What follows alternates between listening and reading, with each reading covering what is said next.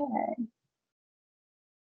All right, so welcome everybody to the Careers and Human Resources virtual career panel featuring BSU alumni.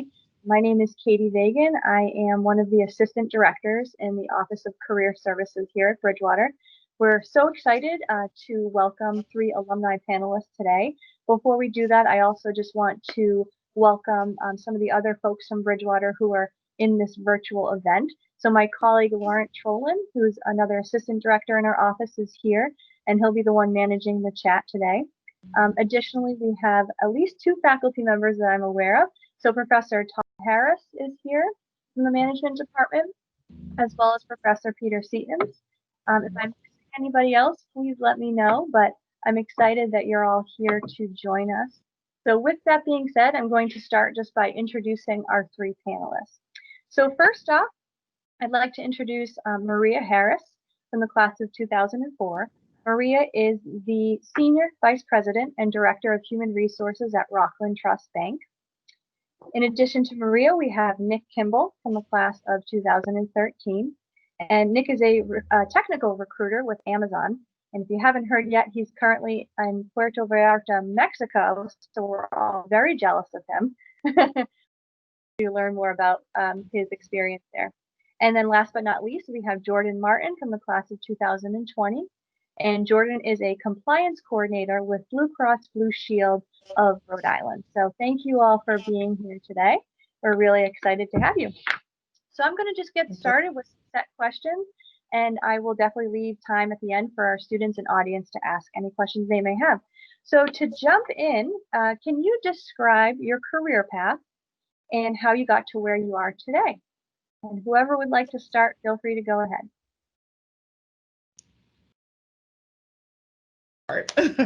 Since nobody else was jumping. So I started my career in human resources really close to graduation. And how I started was I took an entry-level position as a receptionist in a corporate location at a corporate office with the director of recruitment sat right out, well, her office was right outside of my reception area. So I began quickly asking her for project work, and she gave me, whatever projects that she thought an administrative sort of staff person in the office could take on. And from that, I went into recruiting.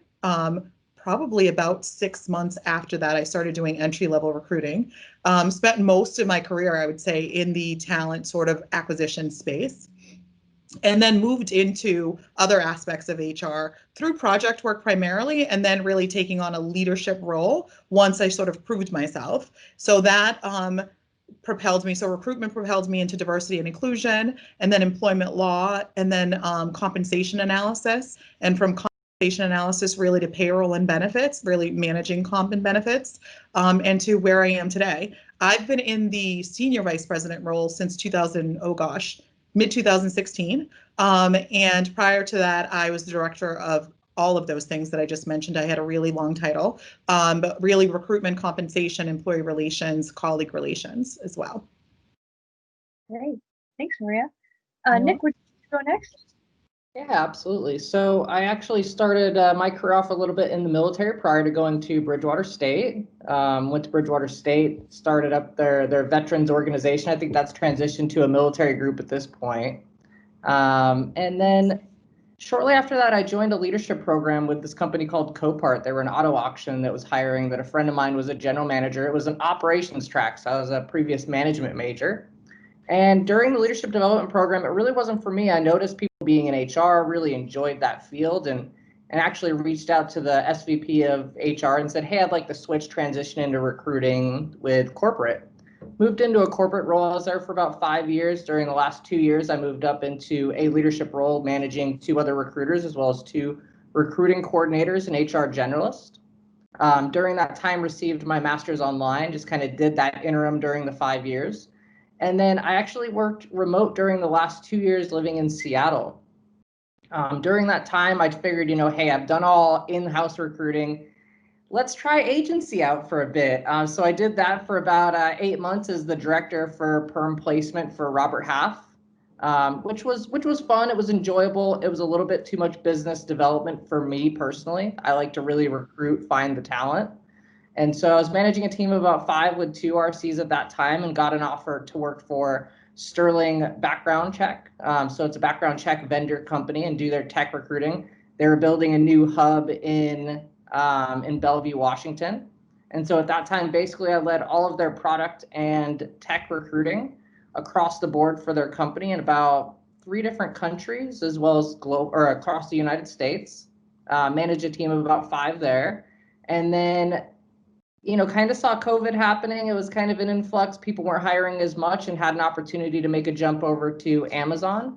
And so now I lead their recruiting for the senior and principal level for technical product, program, and software development managers. And I'm working currently remote in Mexico. Great. Wow, that's great. And Jordan. So I actually just recently graduated from Bridgewater in this past May. So I just started my first full-time job in June as a compliance coordinator with Blue Cross. But before that, I started off in HR. So my degree is in management with the HR concentration. So I actually started out as a physical education major at Bridgewater. After about a year, I decided I didn't really see myself pursuing that as a career. It was more of just an interest and a hobby. And a friend of mine had told me a little bit about HR, and it sounded like something that I would like. So I blindly switched my major to HR, and then luckily got an internship that following summer, which was my first internship with Blue Cross. So I worked in their HR department for that summer, supporting the full department. So benefits, compensation, recruitment. I really got to experience all of the areas. And then after that, I went back to school in the fall, and they said that they wanted me to continue interning for them through the school year. So I continued to intern with them for about a year.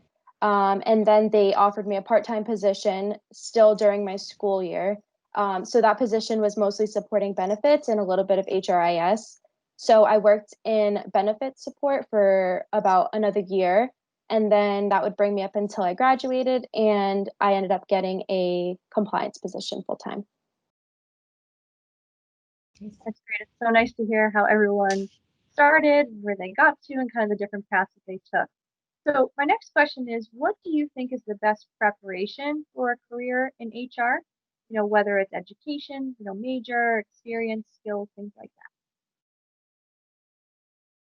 We can go in the same order, or I can jump in, either way. It's completely up to you. Nick, would you like to start, or we can go to the same order? I'm completely fine.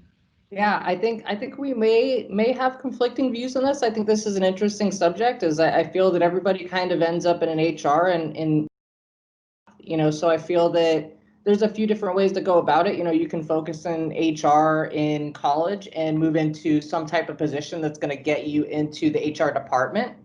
Or another good sector is going into, from a management perspective, into the business, understanding the business. And that way, when you cross over into an HR position, you really understand the actual business, what they do, and are able to bring that perspective to it. And that's huge. That's a really added bonus. And you're really also at the same time partnering with those folks and building trust.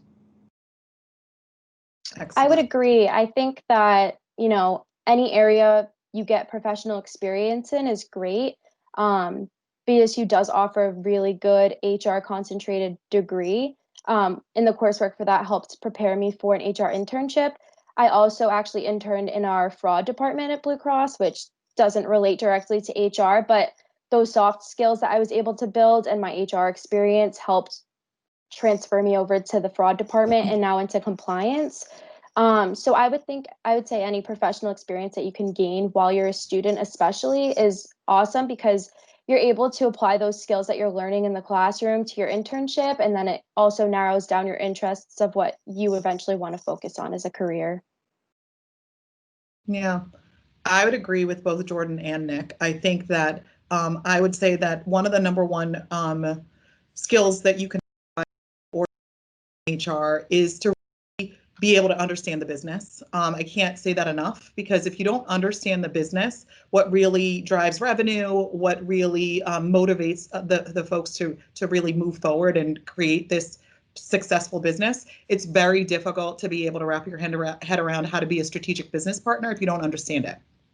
I would also say, this is so simplifying it, is that because I've seen some people fail in HR, and I would say that HR is really not simply about people. There's so much more, business, there's data, there's analysis, there's a lot of different components to it. But you do really need to enjoy building the relationships and have the ability to influence and the ability to build trust, as Nick mentioned, to be successful. And if you don't really enjoy that aspect of like the complexity of people in an organization, you won't enjoy it, because every day it's dealing with the complexities of people and the business. But that is definitely a skill that you need to acquire. So I'd say business acumen and really having enjoying being involved in the work of people every day. Great, thank you. So to give our students a better sense of what this career path looks like, can you talk about your job sort of on a day-to-day basis and what that might look like? Sometimes there's not a typical day, but if you could kind of explain what your focus is on, that would be helpful. Yeah. I can start us off. So I'm not in HR now, but I can definitely talk about when I was in HR and what my day-to-day life looks like there. So since I was able to kind of experience a few different areas of HR, one of the areas that I really liked supporting were the business partners, and they focused on recruitment, employee relations, that sort of thing, more of the front-facing side of HR. And something that I really liked doing for them was going through resume screening and helping finding a good fit for the positions that the hiring managers were looking for. And I actually got to coordinate some of the summer internship program. So I was able to look for people my age that would be in internships that they were looking for, and looking through the resumes, setting up interviews, that sort of thing. When I supported benefits, I primarily was taking in the benefit changes that employees were looking to make and applying that into our software that we used. We use Dayforce. I'm not sure if anyone else is familiar with that. That's what we used for our system. So we would get requests to make changes for their benefits, and I would kind of go in and coordinate that. It was also a lot of triaging different requests that come in from different departments. So like I mentioned, supporting the hiring managers, supporting people with their benefit needs. A couple of projects that I really liked working on in benefits was a mental health certification that we applied for. So it's called the Bell Seal. And so I had to go through some of our documents and find pieces that supported why we were focused on mental health in the workplace. So that was a really interesting project to get to work on. Great. So I can go next. I would say that there is no typical day in HR, at least not in a leadership role, and definitely not during COVID. But I would say that I spent the majority of my time in the role that I'm in today really ensuring that I understand what the trends look like, what's going on in the marketplace, how are our employees experiencing work, what are the changes that we anticipate are going to be happening within the next 12 months to 24 months is probably as far along as I can really think, simply because the world is changing so rapidly. So I spend a lot of my time just being proactive about what is my data telling me. We do a lot of pulse surveying, especially now during COVID, to see, what are the resource needs that our managers are looking for, what are the resource needs that our employees are seeking, to ensure that they're having a positive experience while they're juggling, work, life, and everything else that comes with that. I would say that the key to being successful in HR again is that agility is number one.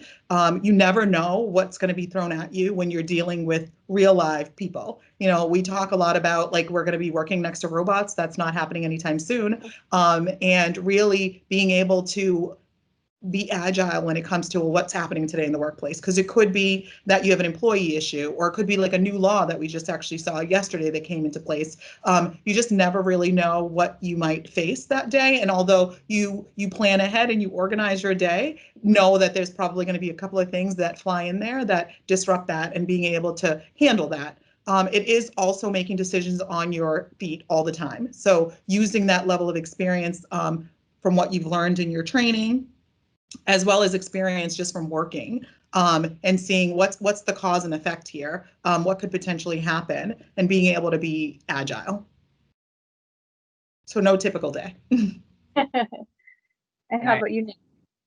And I absolutely agree with that 100%. There is never a typical day. If I was to say as much typical day as I could have is, looking at it from the recruiting standpoint, I'm a late riser. I don't like to wake up early. That's the benefits of tech. So my day starts probably around 10 a.m. Get in there, start reaching out, looking at my messaging. And again, I'm looking at it from a data perspective. I want to know what my email response rate is. I want to know how many people do I need to reach out to before I'm going to hit a certain number that's actually going to allow me to get my return on investment for the candidates that I'm reaching out to. So I'm looking at that data analytics from a really high level. I'm doing my initial reach outs in the morning.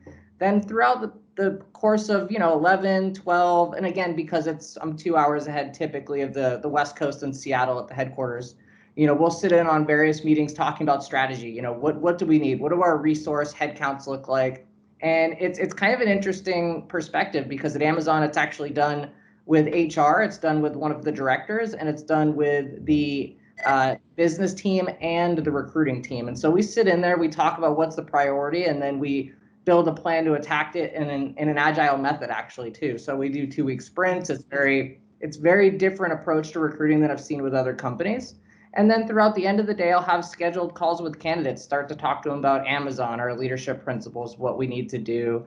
And then towards the end of the day, just make sure that my inbox is zeroed out and that anything that needs to be done is done and everything is forward scheduled going forward. And that's really my day. And that usually takes me till about 6, 7 o'clock at night. Wow, that's a lot of communication. And I could tell just from my talking with you, Nick, that you're on LinkedIn a lot. All right, great. So can you talk a little bit about some of the up and coming trends in the human resources field? And I'm sure, as you mentioned, Maria, things are changing daily. So any specific trends that our students should be aware of? Yeah, I guess we all have heard about automation, RPA, remote process automation, as well as artificial intelligence. And as a bank, I think that we generally don't move as quickly as a firm like an Amazon would. But we are looking at, streamlining tasks for some of our jobs, knowing that, the new college grads that we are actually seeing at the recruitment table are people who aren't really interested in manual tasks that, we at times call it the dumb tasks. Don't say that during your interview process. Don't ask that question. But really wanting to be able to eliminate that and create really meaningful work that has a real purpose aside from maybe filing or, data entry. So we're really spending a lot of our time with RPA. And then as an HR group, looking at competencies and career pathing and ensuring that we can create, the clear pathway for our colleagues to figure out, well, how do I get to the next level? Or how do I even go from my division today to a completely different division? What do I need to know that will help me get there? And creating that path is something that we're actively working on today. I think, just given COVID social changes that have happened throughout our marketplace, throughout the nation, many different countries as well, we're spending a lot of time on looking at our data in reference to our D&I efforts. So measuring really our intent and its impact. We've had a D&I program for 17 years. So wanting to ensure that what we've put out there, whether it's like trainings or leadership development programs or promotional advancement programs, that they really are benefiting us. And if they're not, how do we pivot that? Oh gosh, I think data is something that I can't say enough about. I've probably said it a couple of times today. It's just really being able to read data and do the analysis that says, okay, that we have more entry-level folks that are coming through our doors in entry-level positions. How can we retain them? Knowing that the market will shift, whether it's shifting in 6 months or a year or 2 years, how do we kind of make them sticky so that they're really interested and engaged in continuing to work at Rockland and help them really advance, put them in front of the recruiters. Retirements, we've talked about the generational gaps in the workplace for, probably close to a decade now. We're really starting to see a lot of those retirements come to play. And how do we fill the gap, knowing that Generation X is very different than Generation Y, and we actually have more Ys that are coming into the workforce saying, hey, I want to be CEO, or I want to be that leader, and how do we sort of get them, the career pathing that's necessary, the skills and the experiences that get them to move into those managerial spots, because the truth is we'll have those gaps and we will need them. We'll need the Y generation to really be able to fill those gaps, and how do we continue to bring those folks up through competency mapping and really creating a leadership development program that excels at a faster rate than what we've seen in the last like decade. So those are some of the things that we're working hard at right now. That's great. And I was just going to say, for students who may not be as familiar, that D&I that Maria was mentioning is diversity and inclusion, and that's a big part of the recruiting process. So you can see at Maria's level the high level of thinking across the board. That's why I love that we have 3 panelists from all different areas, and you're going to be able to see what that means in their day to day. So who else would like to talk about maybe up and coming trends? I'll touch a little bit more on the DE&I work. So I definitely think that's really important, especially right now with everything that's been going on. So I think the HR department really needs to make sure we're offering good trainings, making sure there's good events that employees can attend and discuss what they're feeling, and making sure that everyone's feeling comfortable right now as much as possible. Blue Cross just held our annual diversity week. And so we had speakers come in every day and talk about different topics. And we had an event to discuss the employee business resource groups that we offer, which is another big trend in DE&I. So some of the groups that we have at Blue Cross are Blue Pride, Emerging Blue Talent, a Latino group, and Black Council. We have many different groups. We just actually also started a disability group, and we have a military group. So there's a lot of different groups that employees can be a part of, which is awesome. And we were able to hear about those during our diversity week. Another big trend that I think is going on is work from home, obviously, because of COVID. So I think HR has to really work hard to implement policies that encompass everyone now. Even if we had teleworkers before, there's a bigger population of teleworkers, especially if a whole company is working remote. So making sure policies are up to date, and then offering benefits that make employees feel included and, as part of a company as possible, even when they're working from their kitchen or their bedroom. Just making sure that everyone is feeling comfortable. Yeah, I think those are great points, and I think a lot of it comes down to with D&I, we're very focused at Amazon. We have affinity groups for everything, right? So, and the thing is that it's also about utilizing those affinity groups to recruit, right? Reach out to them, really promote them, get them out there, and so be a part of that. In addition to that, working with your hiring managers to make them aware of D&I. They should be aware of what we're trying to do, why we're trying to do it, and why it's so important to add that diversity to your workforce.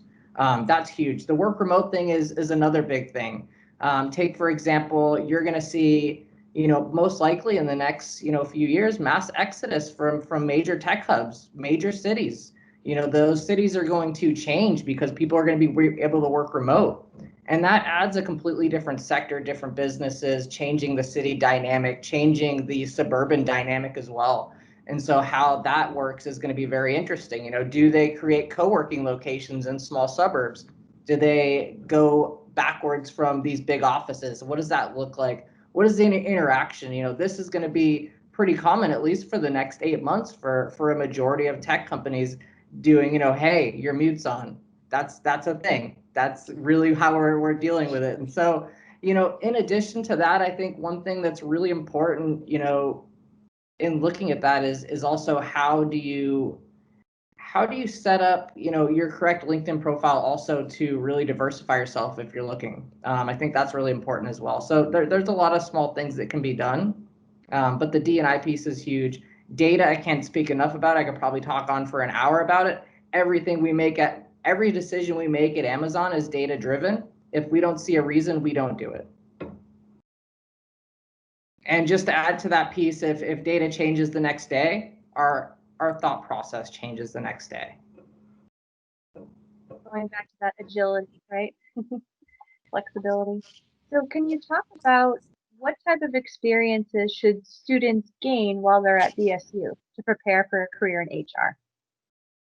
Yeah.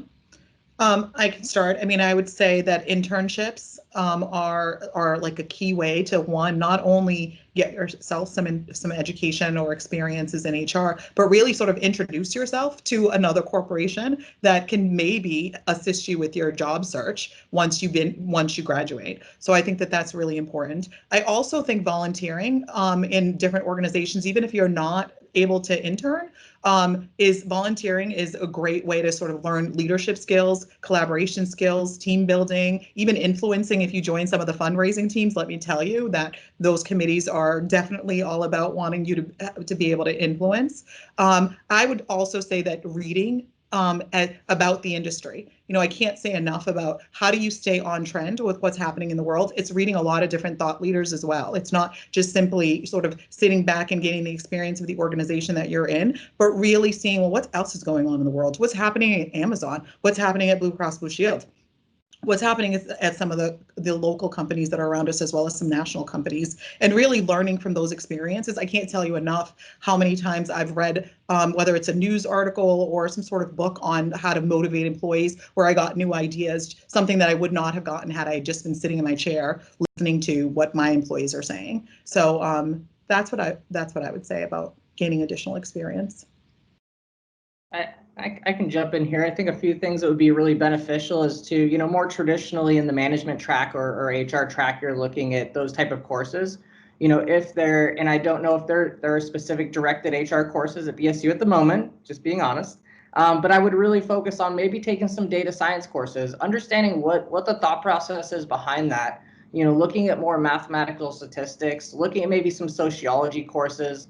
And then I think a huge thing that can really help you out, not only in your job search, but, you know, during college it's the time when you're trying to figure out what you want to do and why. You know, maybe reach out to someone that maybe you admire or you see on LinkedIn that are doing the right things and ask if they could be a mentor to you. You know, sit down with them, have a call once a week. Great point. Get to really know someone in that degree field to help you make a better choice. Because maybe you meet this person, you learn more about what they do, and you're like, no. Or maybe you do and you're like, this is what I want to do. Or you maybe find a different pivot within that same field. So I think that's really important. College is the time to make, you know, make quick decisions, make changes, figure it out. And I think that's really important. I think, Jordan, before you jump in, I was going to say that, you know, I found both Maria and Nick on LinkedIn. So even, you know, from that perspective, as alumni, they're on there. There's over 44,000 on LinkedIn. And so it's an amazing tool to be able to explore career options and to reach out, as you said, for networking. So career services can help you if you haven't gotten started yet with your LinkedIn, but it's definitely a tool that you're going to want to be using. So how about you, Jordan? I was going to put a plug in there for the alumni tool on LinkedIn. I think that's a really great feature. I think if you go to linkedin.com/alumni, if you are set up with Bridgewater as your alumni, it'll bring you to that page. And I would recommend, you know, finding companies that you're interested in and finding alumni at those companies and reaching out to them. I mean, I'm a fellow Bear. I would be thrilled if another Bear messaged me looking to work at my organization. I think that would be a great thing to do. I do agree internships are super important when you're in school. As I mentioned before, it's really cool to be able to apply what you're learning in the classroom to the field and vice versa. It just kind of solidifies that there's a match there, and it's a really great feeling. Another opportunity, if things lighten up with COVID, is studying abroad. I was actually able to study abroad in January, right before things got a little crazy. Especially if you're in HR, you're going to be working with all types of people from all types of backgrounds, and studying abroad is like the perfect chance to get to practice that. You're going to be going to a country probably that you've never been to with people you don't know. You're going to learn how to communicate with them, how to get places. It's a really great opportunity. So hopefully you all will be able to experience that at some point. Another good opportunity that BSU offers is research. So there's a couple of programs that I know of. The Departmental Honors Program is a really awesome program to be a part of. I was able to do that throughout my senior year. So you get to make 2 courses, I believe, an honors course of your choice that fall within your major, and you do some extra work to make that into an honors course. And then you have to complete a thesis paper on a topic of your choice that falls within your major. So it gives you the opportunity to really dive into a topic you're interested in. And it doesn't have to be HR specific. It could be anything within management. I happened to do my topic on emotional intelligence, which was a really interesting topic to be able to dive into. And BSU also has the mid-year and year-end symposiums. I'm not sure if those are still going on this year, but I was able to present some work I had been doing during the mid-year symposium last year. And it was a really great opportunity, and it's a great way to practice your public speaking skills and work in a group to put together this project that you're going to be talking about to many different people. Great.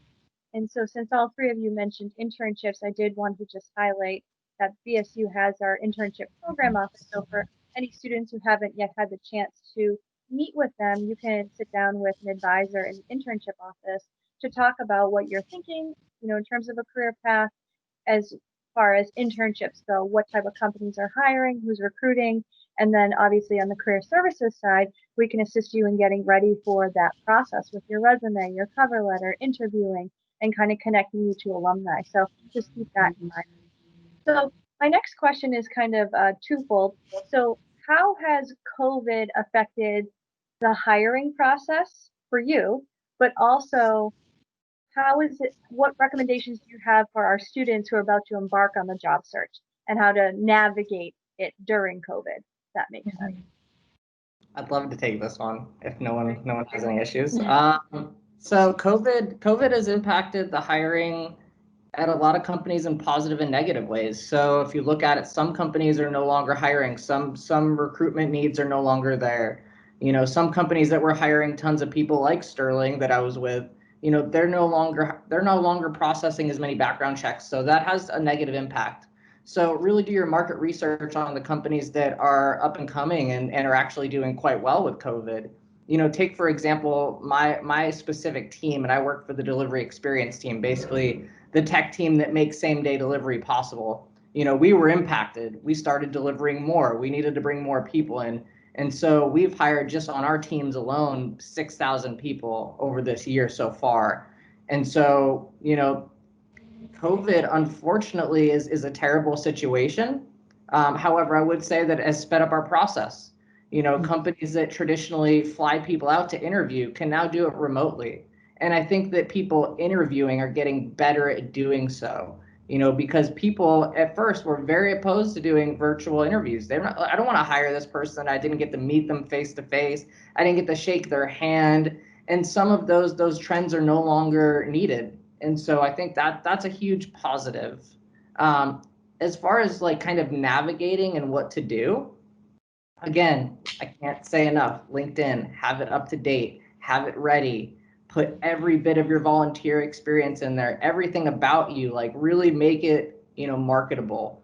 And then do that research analysis on companies that are doing very well and have a trending hiring process. And you can find that. And, also if you're looking for, plugs to understand, in some industries, not all, but levels.fyi is a great resource to kind of see what some companies are paying as well, to kind of understand that going in. Also, you can look at layoffs.fyi. That's going to tell you more information about what companies are actually laying off. Maybe you don't want to apply there. And so those are just some words of wisdom as you're out there in your search and what I think is going on during COVID. That's great.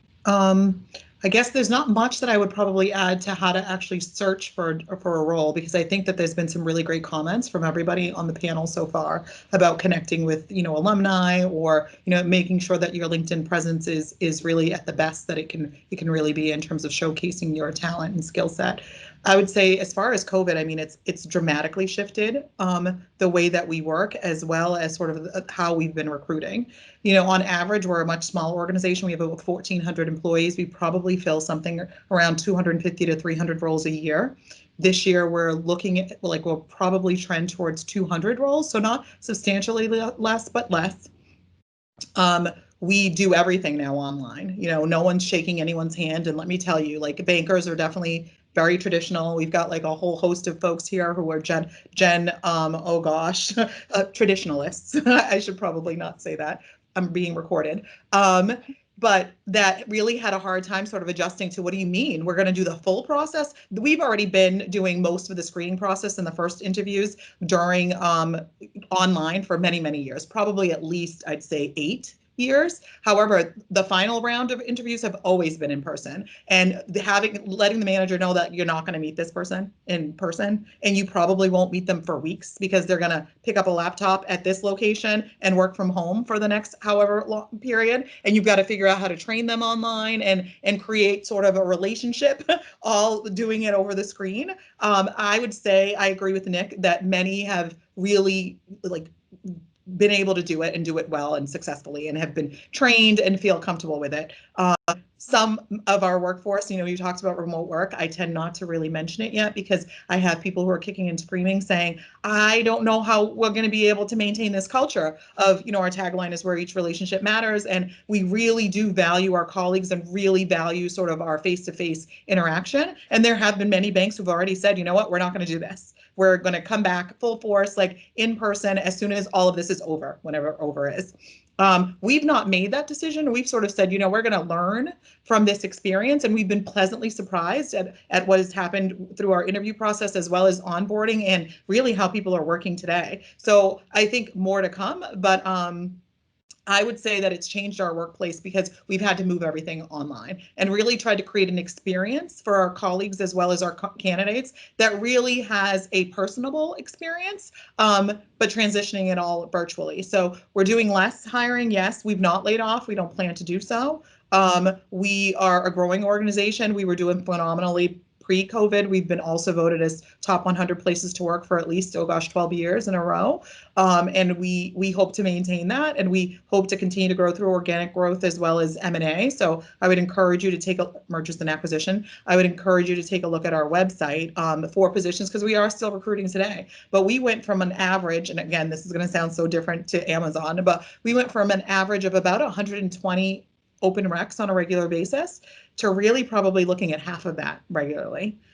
So it's definitely changed. And most of it has been, we have some limitations. We have capacity limits. We can only see so many customers at a time, even in person in the retail locations. And we're one of the branches that have remained open. We're obviously really paying attention to social distancing and all of the governor's guidelines, but it's limited some of our ability to really hire more because we don't have that same level of transaction and as we did prior to. And just to jump in here too, because I think it's kind of an interesting factor, right? So we started hiring remote back in around March. So even people that we hired from March on, we've pushed our date to June, June 2021. By the time those people are supposedly coming back to the workforce, and this is a really interesting HR thought I have, it's been a year plus that they've been working remote and doing their job well. What do we say at that point? Or do we go ahead and pay the relocation cost from an HR standpoint? And that's an interesting factor because thousands of employees and thousands of dollars of relocation costs. What does that look like? And do the big companies that hire people remote like that change the landscape of other businesses? Yeah, no, absolutely. And the truth is, the data was showing us, at least, that many of our candidates 3 years ago were starting to ask for either a hybrid, so work from home and in the office, or a complete work from home situation. So I think you're absolutely right. How can you expect it? How can you expect someone or be attractive when someone's doing a great job working from home and loves it, and ask them to relocate or come into the office every single day? It's a real question. Yeah, I agree with all of those points. And to go back to, a targeted job search, as someone who just went through this very recently, I had to try and find a full-time job at the peak of this COVID situation. I didn't have a job lined up for me in May when I graduated. So I was applying to jobs every single day at anywhere I could find, really, because I wasn't hearing back from anyone. And I actually did not hear back from any jobs that I applied for at all during the whole process. So I was very lucky that a position had opened up at Blue Cross for me. So I would say that networking is huge for everyone at all times, but especially right now where there's so many applicants to all of these jobs because there's such a unemployment right now. So I would say networking is really big, and I would recommend reaching out to alumni and friends of friends, or just all the events that happen at BSU, events like this or other events that Career Services offers. Just anyone that you can reach out to and get your foot in the door, even just, a 10-minute discussion on what they do at the company. It puts your name in their mouth, and it's a good opportunity to help you get a job later down the road. Those are all great points. So I think right now what I'd like to do is open it up to the students to see what type of questions we have. I do have a couple left on my list in case people are being shy, but I'd love to open it up. So if anyone has questions, feel free to open your mic or to pop it into the chat and we can ask our panelists their thoughts. So what is on everyone's mind? Sure. So I started a position as an assistant recruiter, and I'm on my second week of that position. I just wanted some advice on like effective interviewing skills or how to go about interviewing in a more effective manner. I feel like I'm not demonstrating my full abilities, and I really want to get your opinion on some just better ways to interview candidates, especially remotely. You guys want me to hop on this? Of course we do, absolutely can. I guess the first question I would have is it agency work or is it in-house recruiting? Are you recruiting for an internal company or are you doing agency recruiting externally? So I'm through a management firm. So right now I am recruiting for so I'm a third party like recruiter. So I'm recruiting people for a what's it called? A group home. So is that what you're looking for? Yeah, so I'm just trying to get an idea of kind of what type of recruiting you're doing, because if you're selling the company, you work for the company, it's very different than you're selling the company, but you're not quite working for the company, but you're working for them in a different capacity. And then also the next question I would have is, what are these type of roles and what are the top 3 priorities that role needs? I think the most important thing to understand when you're deciding how to interview or what you're interviewing for is to ask the person that's going to be in charge of this person or the company they're going to work for, what are the top 3 qualities and what are you looking for? And then based on that, ask behavioral skill sets, because again, COVID's hit. There's a lot of people out there looking for work, and understanding the behavioral traits of someone is going to help you better understand if they're going to be a fit for that role. And sometimes even so, if they don't have the exact skill set, if it's a skill set that can be learned or trained. Mm-hmm. Agreed. Does that help at all? And I mean, if you give me the specific role, maybe I could help on some behavioral questions that would assist you to better figure that out as well. Absolutely. So pretty much generally, we're looking for, I'm not sure if you know what DSPs are. Pretty much it's a registered nursing assistant. It's like assisting with disabled patients, cleaning their beds, feeding them, upkeep of the home, just like general maintenance of the daily lives of these patients. So that hits close to home for me. So most of my family, my mom, my grandmother, my aunts are all nurses. I actually volunteered at a nursing home for many years during high school. And so I understand that job is very difficult. It's not fun. Maybe one question to ask would be, tell me a time when you've dealt with a difficult person and how did you handle that? That's going to give you a good understanding of how they deal with really extreme situations. And can they deal with someone when, honestly, they're going to be in a pretty tough situation in the medical field? That can get very messy, can be very difficult. Someone could be screaming at you. You could be working in an Alzheimer's unit. It really all depends. And so that's a great question to ask to better understand their behaviors towards that. All right, great. That's great. I think that those are perfect ways to answer that question. I will tell you, as a recruiter, one of the things that worked really well for me when I was solely recruiting is also being able to test applicants with some sort of like assessment. Right now at Rockland, we use, behavioral based sort of personality assessments. but we also use real assessments that apply to the specific role. So if you're, I don't know, going into a marketing role, which is going to we're going to need for you to pitch sort of products, what we do is give you a sample product and say, part of your interview process will be pitching this product to us, and just being able to really assess them that way. But I think behavioral questions and the question that you, Nick, just offered up in terms of like a stressful situation is perfect in almost every single category, because you want to know how people deal with really the reality of work that can be stressful. All right, what other questions do we have? Tanya. Yes. Hi, good afternoon.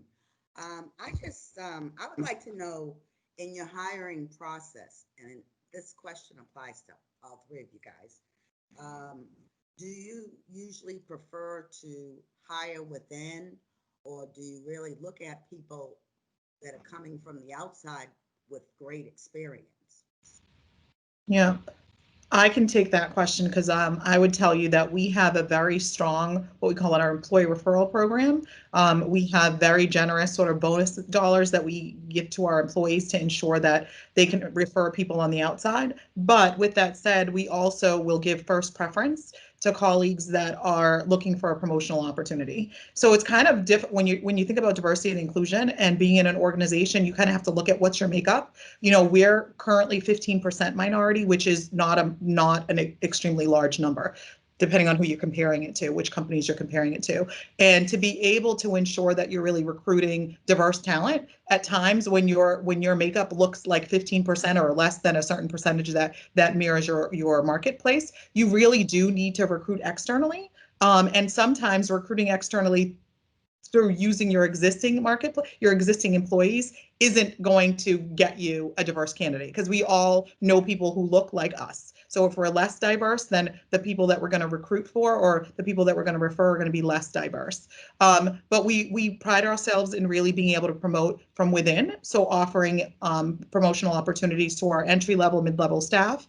And really that's what we sell when we interview candidates for whatever that position might be that's lower level, an entry-level position, is that we really do strive to promote from within. But with that said, I think you really have to look at your makeup, and there are times that you just don't have that talent. So whether it's diversity or whether it's just not having that talent internally, you have to make a decision of going outside, because the goal of the organization is to ensure its overall success and independence. And how's the best way that you can do that? Excellent, thank you. You're welcome. What about Amazon Nick? Yeah, I can go next. No worries. So we take a very unique approach to it, and I really enjoy this fact. So as a recruiter at Amazon, we don't deal with any internal applicants. So we don't talk to them, we don't deal with them. They have a completely different channel that they go through. And the interesting part for them is, I mean, we have a lot of opportunities, right? There's a lot of jobs at Amazon. There's about 1 million employees. Really, the employee that's interviewing internally is interviewing that hiring manager to see if they're interested in that job. We've already determined based on their level and role that they're a fit. Now, if they're going for a promotion and it's not just a horizontal shift, then yes, it's going to be a little bit more thorough. They're going to have an internal loop, but that's going to be something that actually the business deals with, and recruiting is hands off at that point. Now, they will give us a heads up, hey, we already maybe have an internal for this. They do put feelers out there beforehand, but we can't go to our internal employees and say, hey, I think you should apply for this. They have to seek it out themselves, and they have to apply internally themselves and show interest, and or reach out to the manager.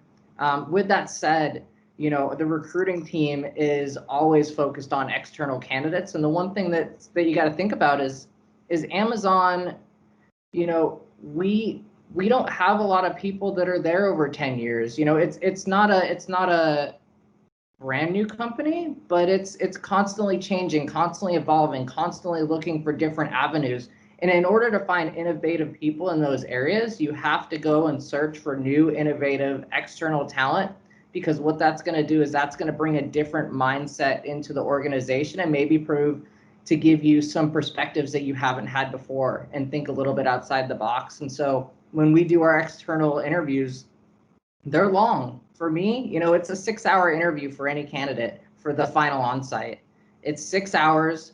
We basically go through our entire leadership principles as well as functional area for each and every role.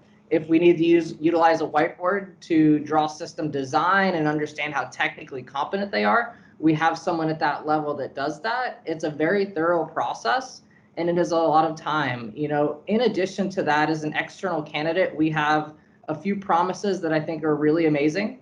So after a phone interview, you're guaranteed feedback within 2 days to know if you're moving forward.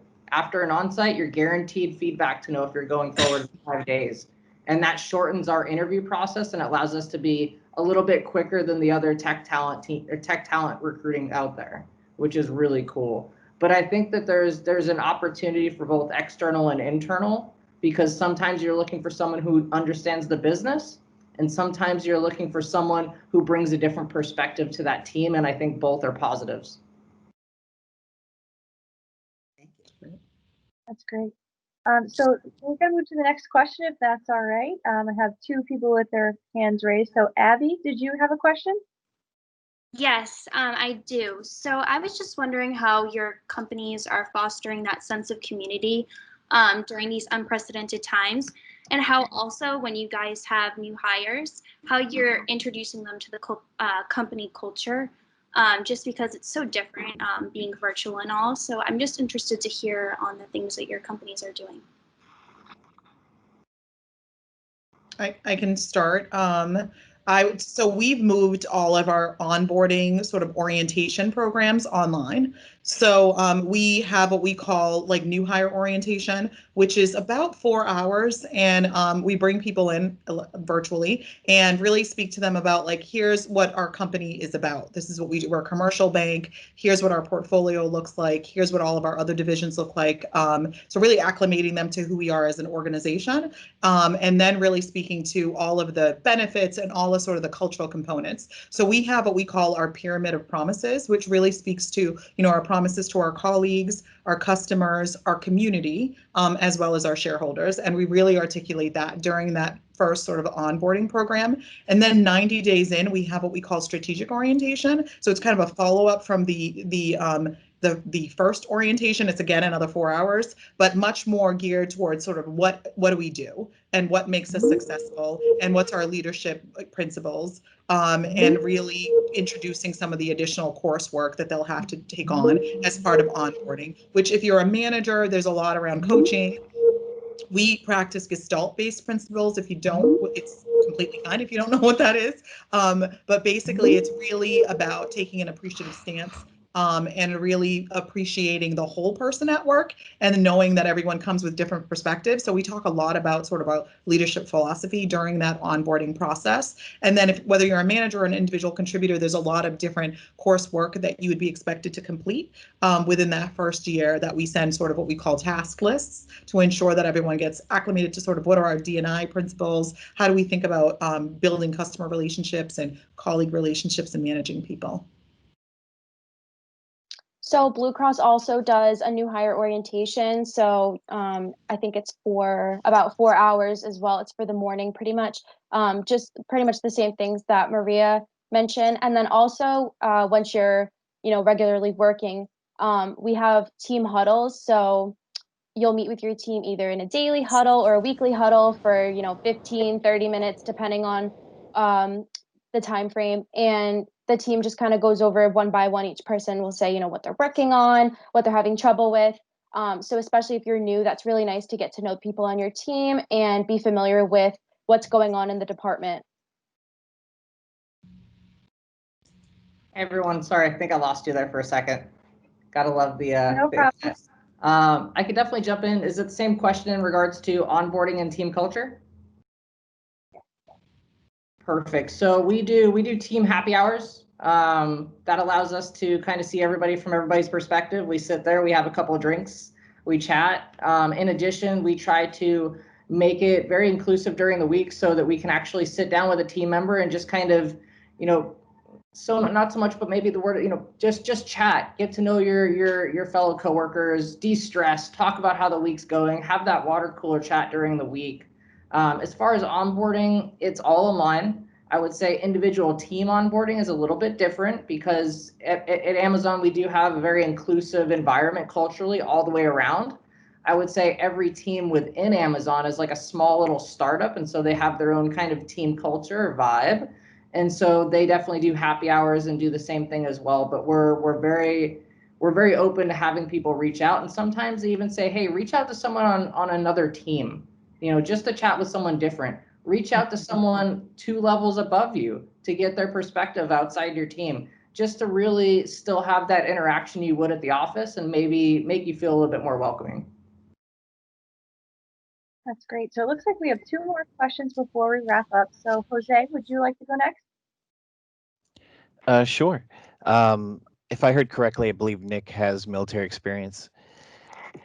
Okay, so I'm coming from about 10 years service and then decided to go to school as a older student. I was just fixing my resume after a long time. I have my own family business, but I want to go into something for myself. And did you find translating your military experience into something that's marketable difficult, challenging? Was there something that helped you translate a little bit better? Because obviously, it seems like it's pretty parallel, especially in development and HR and training and understanding safety regulations and these things that I can tell you that would translate. But did you find it difficult? Did the civilian life seem to like downplay it because it was coming from military as opposed to civilian experience?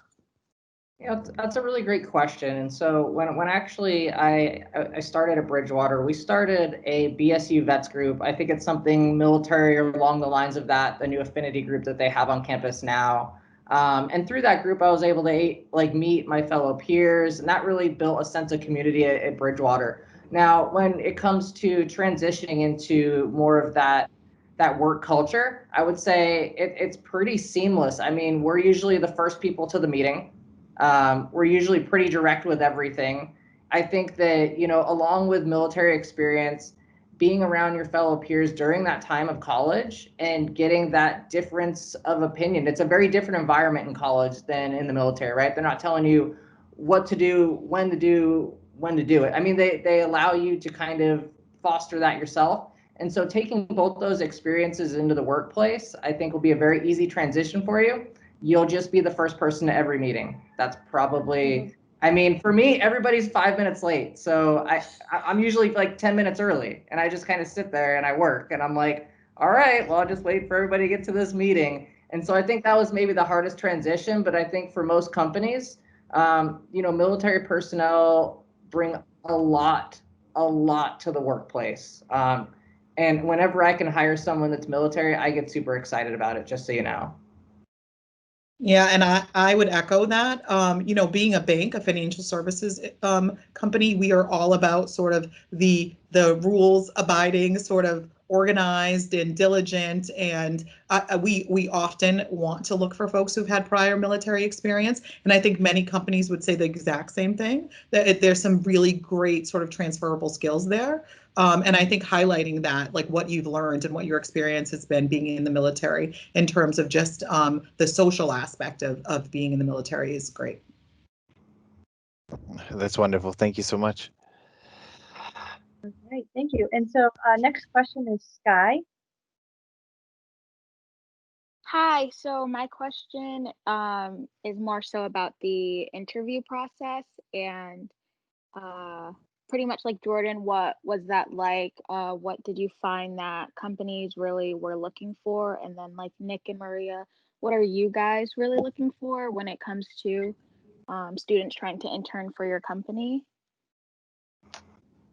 So I think my recommendation would be to just show that you have those soft skills. If you don't necessarily have experience, it's not, you know, the end of the world. When I got my first internship with Blue Cross, I had no professional experience. I had been a waitress, and that was the only job that I had had.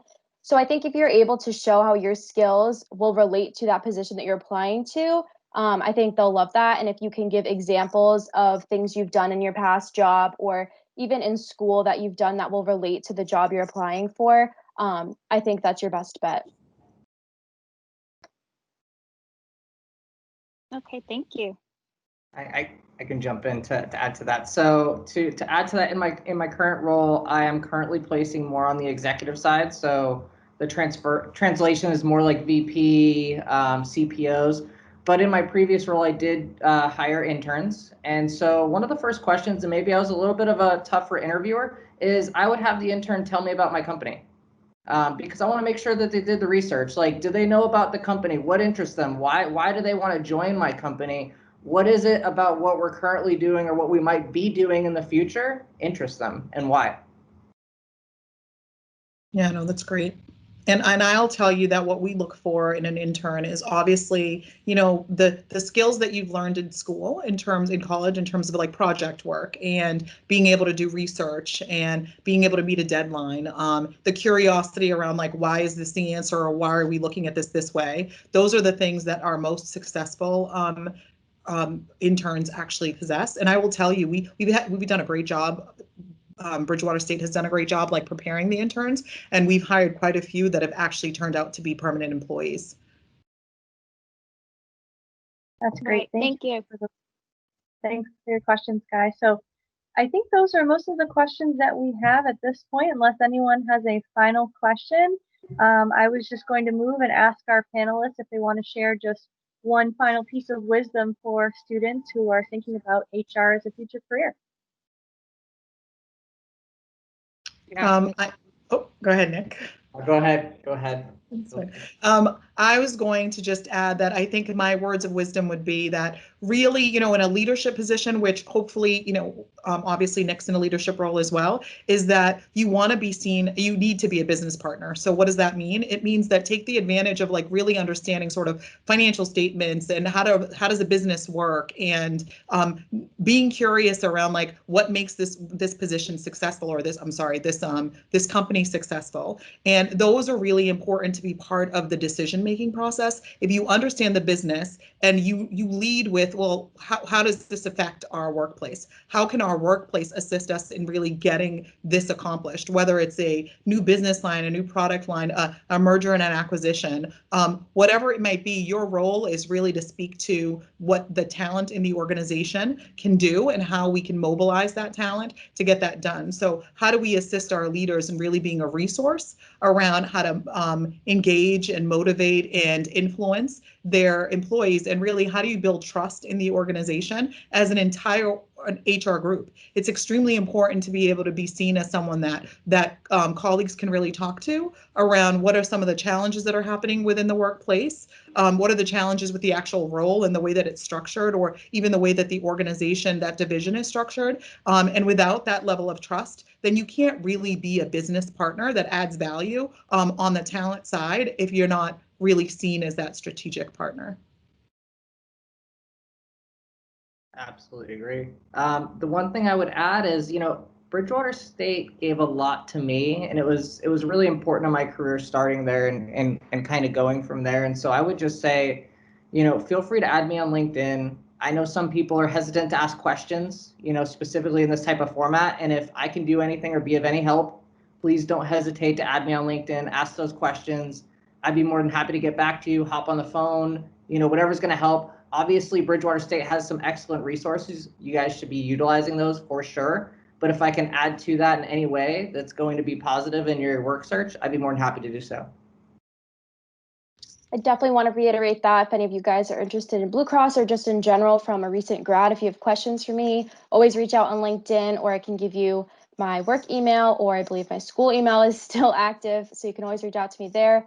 My final piece of advice that I got early on at Blue Cross is not to be so caught up in one straight career path. Something I've learned that there's no straight road to where you want to go. So it's kind of why I've been going all over the place, many different areas in the company. As long as you continue to do something you're interested in and you have initiative in learning more about that, I think you'll end up where you're supposed to be. Well said. Thank you all so much. If we were in person, we'd be giving you a big round of applause, but I do want to just take the minute to, again, thank our panelists so much, Maria, Nick, and Jordan, for taking time out of your day to join us virtually and to share all this wonderful advice and expertise in the field of human resources. So we hope that the students that participated today learned a lot, and certainly to echo what you've said, we encourage you to continue to take advantage of the resources available to you at Bridgewater. So make sure to contact the Career Services office to make an appointment. You can sit down and talk about all these things virtually as well.